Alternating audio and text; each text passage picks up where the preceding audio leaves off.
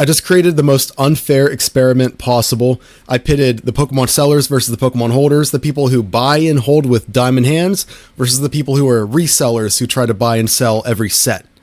So who's going to win? Who makes more money? Is this actually stupid? Is it stupid to sell? Or is it stupid to have diamond hands? Which one actually wins? Well, I made a little experiment. We're going to find out. So let me show you the light. My name's Jesse. I sell cards online. I also have a business degree, and I'm not a millionaire, so take everything I say with a grain of salt, okay? Okay, let's start. Not financial advice, let's start. This is the Pokemon Center Elite Trainer Box Experiment, passive investing versus active selling. Here's the assumptions, brother. There's a 14% selling fee if you sell on TCG Player or eBay. I'm just assuming TCG Player for this experiment.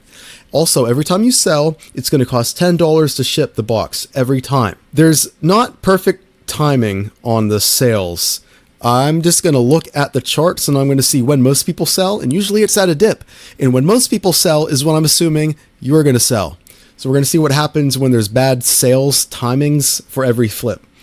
There's a limit of 2 Pokemon Center Elite Trainer boxes. They put that limit, not me. So I'm just assuming you're not creating multiple accounts. I'm assuming you don't have bots, okay? ETBs are going to be sold at dips, because this is when 153 sold, 135 sold. These are real numbers. I wanted to make it realistic. I looked at when the most amount of people sold, and it turns out the second TCG Player let them is when most people sell the stuff. So that's when the resellers are going to sell the stuff. Let's start with the Prismatic Evolution ETBs. This is when I start the great experiment. The Prismatic Evolution Pokemon Center Elite Trainer boxes come out, and the investors buy 2. The reseller buys 2. It costs them both $127.20 all in. The guy with diamond hands, he's just going to hold on to that, and he's going to watch the value go up over time. He's not going to worry about paying the fee. He's not going to worry about shipping. He's just going to sit on his hands and watch the money go up. This is when it starts. The seller is going to sell this for $266 each. So the investor is going to hold. He's like, I ain't selling. This is doing nothing but going up. I'm not selling this. Journey Together comes out. So March 31st to April 6th, this is when most people sold it. Pretty dippy. This is a dip, right? You would say this is a dip. This is like nerfing the reseller a lot. And you're going to see that. I'm nerfing the reseller a lot. And he's going to sell this for $140. Both of them for $140 each. Okay? The investor's going to hold. He's like, I didn't even buy Journey Together. My money's in Prismatic. My money's in Prismatic. Sure, he might buy it because he has more money from his job, but if he's able to magically inject more money into this experiment, then I could just say the other guy has a job too, and he's also investing, so that just cancels everything out. Okay? Let's just keep it even, only reinvesting the profits from the initial sales. Okay. Destined Rivals comes out. He's going to sell it. The reseller's going to sell it for $185. And $184.26 each. The investor is still holding his Prismatic. Again, he could have bought Destin, but then the other guy could have bought more Destin. Let's not start making it messy, okay? This isn't a competition of who has a better job. You need to isolate variables for science, brother. Black Bolt White Flare comes out, and the sale price for this for the reseller is $174 each. Real numbers. Okay, and the investor is still holding. That Prismatic Evolution ETB is definitely going up in price. During all of this, he's not paying for shipping, and it's going up. ME1 comes out. Mega Evolution 1 comes out. The reseller sells it for $233. This one a little better. A lot of people didn't flop the big dip on this one. A little better. $233 each, based on real numbers. The investor's still holding because why would I sell and buy something else if I already have money in something that's going up, right? Phantasmal Flames comes out. That's what the chart looks like. The seller sells 2 of these for $187 each, of course, after buying them. The investor is still holding Prismatic Evolution because diamond hands, baby. So, they started with the same amount of money and the same product. What happened? This is what happened. There's hundreds of dollars gained for the seller after every selling event. Gained. Profit. This is profit afterwards. He profited almost $300, profited almost $100. ME1 was huge. His total gains by the end of this are over $1,000. But Prismatic Evolution also went up a little bit, right? And here is the little chart showing you that the seller has the advantage. And the reason why the seller has the advantage here is because there's built-in FOMO. It's like the opposite of inflation. There's built-in scarcity with every Pokemon Center Elite Trainer box. So it's going to look like a ladder. Every time you sell, there's an instant gain. Instead of holding something and seeing a gain go like this, you sell, lock that first stage gain in, which is the biggest gain, and you're going to do that for every set. You're taking advantage of that first step, and it's looking more like a staircase than a slide. And that's why the seller wins, because there's that built-in FOMO, and it's not just something that's going up over time like most investments. It's something that if you can get it for the price and you sell it, you instantly lock in a huge portion of that. And the seller is taking advantage of locking in that huge portion of the gains. So the final outcome is, despite massive idle cash drag, he's still only allowed to buy 2 no matter how much money he has. He has money for 10. He's only buying 2. Active cycling annihilates buy and hold in this case.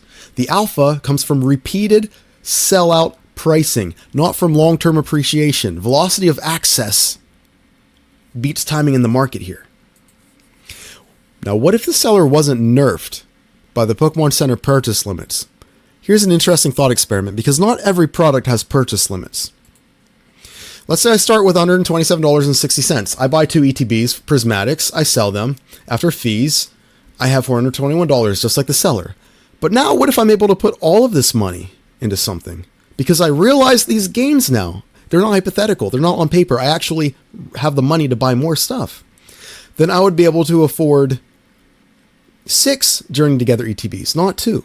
I would be able to invest in 6 of them. And if I sold all 6 of those, I would be able to afford 10 Destined Rivals ETBs.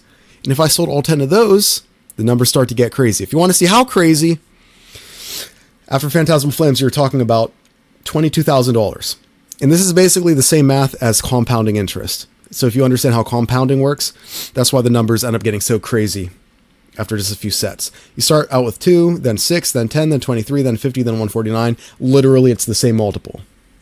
Basically multiplying by either 2 or 3 every time. That's just typical. No one's hitting these numbers without bots and employees. Those crazy 22,000, no one's hitting that. You'd need how many accounts? That it becomes a full-time job at that point. So now there's other variables at play. If this is your full-time job, then maybe we can say the investor is allowed to invest money from his full-time job, right? So no one's doing that. Plus, it's illegal and unethical potentially, so I'm not even going to touch on it. But not every product has limits. What if it's a bull market and you're buying from TCG Player or from eBay? What if you have an account on eBay like me where you don't have to pay that 6% sales tax? What if you get points for every eBay purchase like me and you essentially get stuff even cheaper? Things start to get really interesting, don't they? This doesn't account for other Pokemon products, especially in bear markets. This was a bull market when this experiment happened. This was not a bear market. Would the results be different if it was a bear market? Would the compounding happen in reverse? Or would, because the guy holding is also losing value, would he still be below? Depends. It's an interesting question. Now, what I'm not saying is that every Pokemon product behaves like a Pokemon Center Elite Trainer box. I'm not saying that some TCG doesn't take longer to appreciate in value. I'm not saying that investing doesn't work, because most people don't know what work means. Does work mean 20% a year without having to do anything? If that's what you think work means, then as long as your house doesn't get flooded, maybe it works. It all depends. It works depending on your definition of work. Same with selling. What I am saying is that sometimes cashing out quickly is mathematically the best move, even when TCG products are guaranteed to move up. If I know it's going up in value, if I hold, selling now still might be the best move because of this delta here. You could have made more if you just held. This assumes with the money I get, I'm not going to make more money from that money. What world are you living in that I'm going to sell and all of a sudden I'm done? I'm not selling to lose. If I wasn't going to sell afterwards, I would hold. This is how most resellers think. They're putting that money to use. Well, the bad ones are paying off credit cards at high APR, but whatever. Whatever. Now about selling trading cards. If you want a strategy that works every time, this isn't it. This strategy is hard because it's emotionally boring and it's operationally annoying.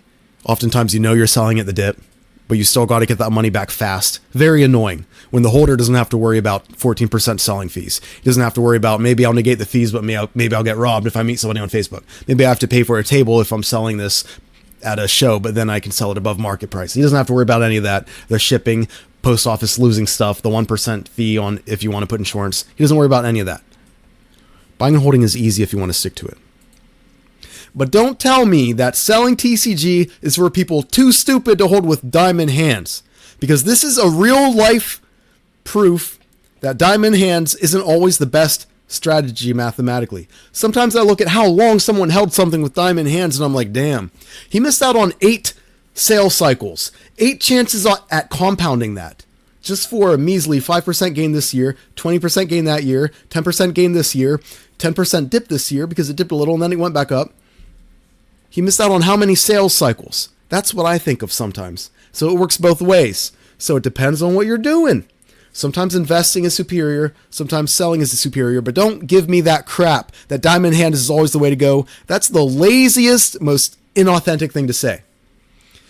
And the most important part of this whole thing is I only have 227 subscribers. You need to help me out.